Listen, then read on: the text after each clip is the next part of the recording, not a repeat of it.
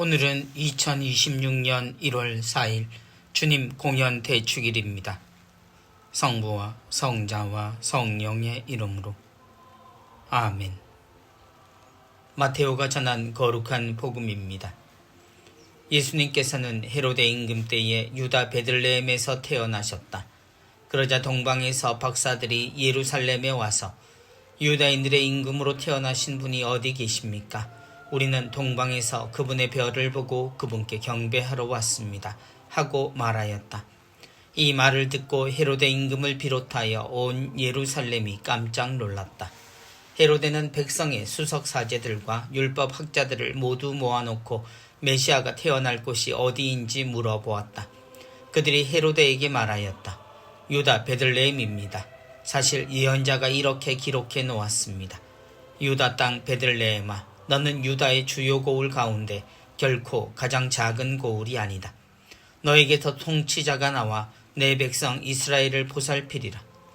그때 헤로데는 박사들을 몰래 불러 별이 나타난 시간을 정확히 알아내고서는 그들을 베들레헴으로 보내면서 말하였다. 가서 그 아기에 관하여 잘 알아보시오. 그리고 그 아기를 찾거든 나에게 알려주시오. 나도 가서 경배하겠소.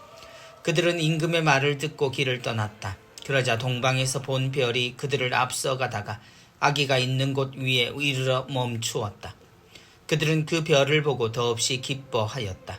그리고 그 집에 들어가 어머니 마리아와 함께 있는 아기를 보고 땅에 엎드려 경배하였다. 또 보물 상자를 열고 아기에게 황금과 유향과 모략을 예물로 드렸다. 그들은 꿈에 헤로데에게 돌아가지 말라는 지시를 받고 다른 길로 자기 고장에 돌아갔다. 주님의 말씀입니다. 그리스도님 찬미합니다.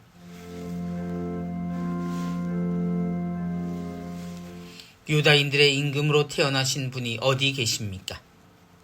주님 탄생 대축일 이후 시간이 지나고 우리는 주님 공연 대축일을 맞이합니다.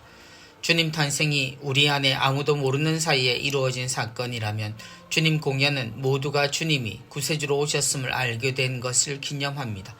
사실 이후에 그것을 모두가 알게 된 사건이 된 주님의 탄생과 함께하심에 대한 축일입니다.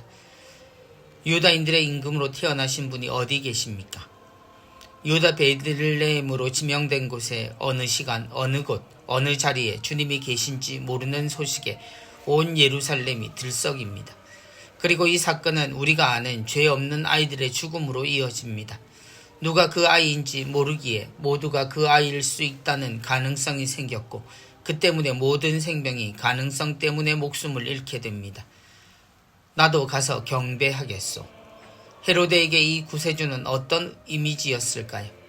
그는 소식을 전해준 동방의 박사들에게 자신도 가서 경배하겠다고 말하지만 그의 행동은 달랐습니다. 곧 그는 이 구세주를 자신을 위협하는 것으로 보고 있었고 이런 시선은 결국 이스라엘이 하느님을 대하는 태도로 이어집니다. 이스라엘은 그야말로 진심을 다해 이 젊은 구세주의 죽음을 원했고 그가 지목되는 순간 결국 이루지 못했던 30년 숙제를 풀겠다는 일념으로 그를 십자가에 희생시켰습니다. 주님 공연은 세 가지 모습으로 구세주의 오심을 드러냅니다.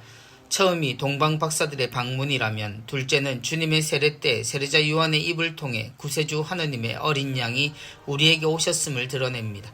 그리고 마지막은 카나의 혼인잔치에서 주님이 우리 삶 한가운데로 오심이 드러나는 사건입니다. 또한 성전에서 주님의 예수 그리스도라는 이름이 정해지는 사건 역시 공연의 장면일 수도 있습니다. 우리가 기억하는 이 공연의 의미는 하느님께서 우리를 사랑하시어 온 세상에 주님으로 선언됨을 뜻하지만 정작 그때 사람들에게 주님의 실제하심은 공포나 위협이 되고 말았습니다. 세상의 통치자에게 구세주는 자신의 자리를 노리거나 언제나 사라질 수 있게 만드는 큰 힘이자 경쟁자였습니다.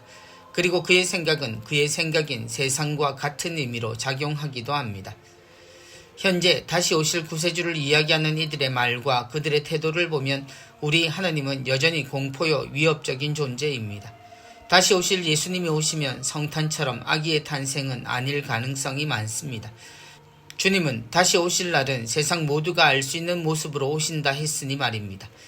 그날과 그 시간은 우리가 기억하는 모습과 다를지도 모릅니다. 그러나 그분을 기다리는 우리의 모습은 그 옛날 헤로데와 다를 바가 없어 보입니다. 사랑이신 하느님이 오신다는데 우리는 심판을 걱정하고 미래를 불안해합니다. 기다리는 것이 아니라 오히려 어쩔 수 없이 눈을 뜨고 지새는 고단한 인생처럼 하느님을 마주합니다. 모두를 사랑하시는 하느님 앞에서 소수의 인원을 재고 모으고 사람들 사이에 하느님이 고르시기 전 자신들이 분리하고 선발하여 흰옷을 입히고 이미 이루어진 구원을 주장합니다. 그들이 자신들을 제외하고 그리는 세상은 모두가 절망적입니다. 모두가 불타는 징벌을 마주하고 멸망의 세상 넘어 벌받는 곳으로 향해 있음을 말합니다. 그러면서 자신들이 말하는 구원은 어떤 곳인지 정확히 그 시간과 그 순간들이 행복하리라 말하지만 힘은 없고 기대도 떨어집니다. 오히려 벌받지 않는 것에 대한 희망을 말하는 것이 더 정확합니다.